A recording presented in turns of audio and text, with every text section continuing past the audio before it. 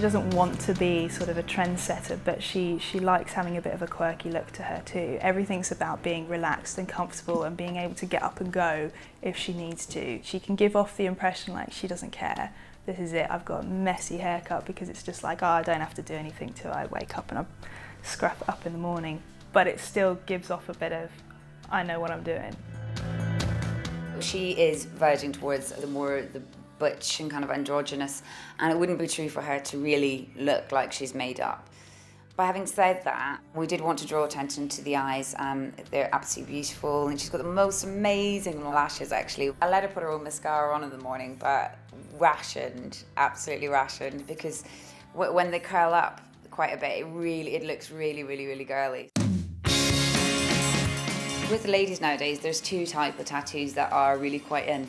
You've got all the, the roses and the really kind of retro Amy Winehouse kind of type tattoos, and then you have slightly darker tattoos like Megan Foxy and Angelina Jolie, and they're generally kind of text or script tattoos and Japanese feel. So we thought, because Frankie did have tattoos, that she'd be verging way towards the kind of darker side. I like your tattoo.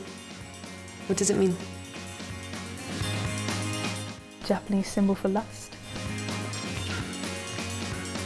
I also have a massive dragon on my back. It's not on at the moment though. It's not real. I have a tattoo across the back of my neck. This mortal house I'll ruin. The Friday before we started shooting, we applied the dragon tattoo and the symbol for lust in the inner wrist. And I find myself doodling on her neck. It really did just need something. It's a Cleopatra quote. It's a little bit of a keep away from me statement because I'm dangerous. People that are L-Word fans would say she's looking very Shane today. Really very Shane? Oh, no, she stands up in her own right. The kind of soft butch character, it's a very prominent figure in the gay community. Just as a femme or a lipstick lesbian, we are different characters. Sadie, I really wanted something with her where she could still look like she's an estate agent, so she looks sophisticated. However, I still wanted to look like a bit minxy, slightly darker lips and a little bit darker around the eyes. We give her a slightly longer classic bob. The second you see her, she looks like trouble. I'm very photogenic. Do you want to take some snaps? This is our costume department. I am currently wearing a Frankie outfit at the moment, which I like because it's very comfortable. This is Frankie Rail and Leslie, our costume designer, who's amazing.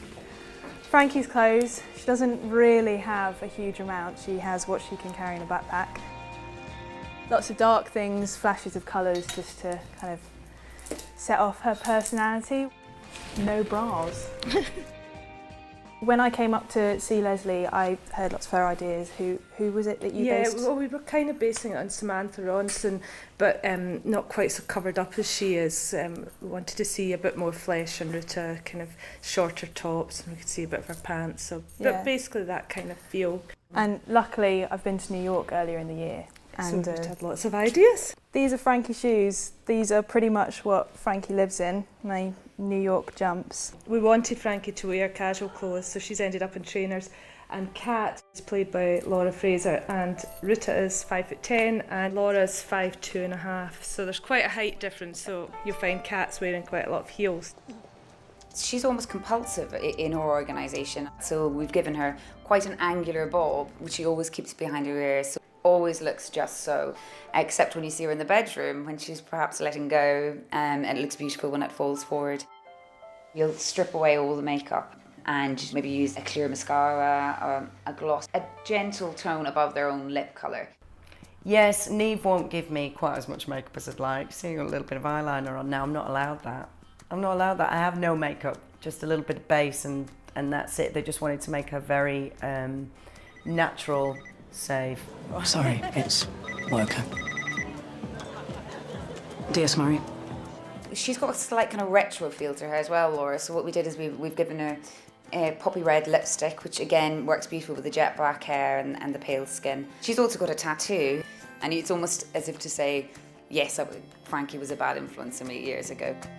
So Kat's an architect, so She's obviously a bit smarter than Frankie, and she's quite an uptight character as well. She does have suits, or well, suit jackets, kind of like this, so they're not just conventional ones, they've got a bit of a twist, but she would tend to wear them with a smart shirt and jeans tucked into boots. When she goes out on a date, she tends to be quite feminine. Laura's even started dressing a bit like that. Yeah. You know, changed her style Tell me about it, yeah.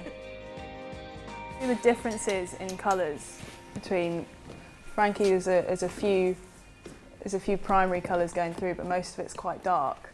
And then Cat's kind of grey, black, white with a splash of red. I mean, but Tess is like a kid in a dressing up box. She changes all the time. It's brilliant. I love it. She loves to dress up.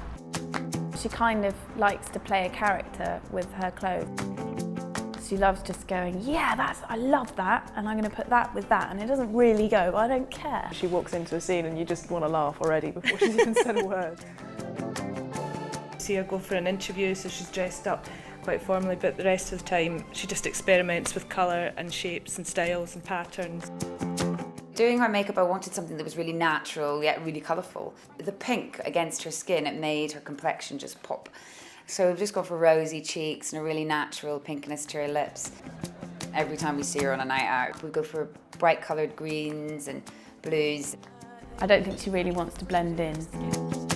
Tess's clothes are vintage or from children's departments or from sales, because I think she's the kind of girl who would go through sale rails and find quite kind of mad things. There's no definite style, and we're doing the same with her hair. When she's in her flat, we literally just have it around her and very natural, but she does go for quite a lot of funky up styles. When you're in the shops, you just see things, you think, oh, that's quite Frankie, that's quite Cat, that's quite Tess, and you don't go out shopping just for one character, you just pick things up as you go along. I've just noticed another thing that makes Fiona Button amazing is that she can pull off a drinks can. Today, I'm dressed as a fizzy drink.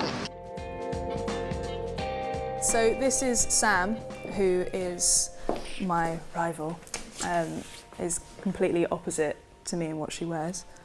Yeah, she's a policewoman, but she's not uniformed, she's CID, so she's very smart and formal. She wears, the shirt, waistcoat, the trousers, nothing fussy at all. Leslie's fantastic, who's the costume designer, and I just very much knew who Sam was. Like, she's quite classic.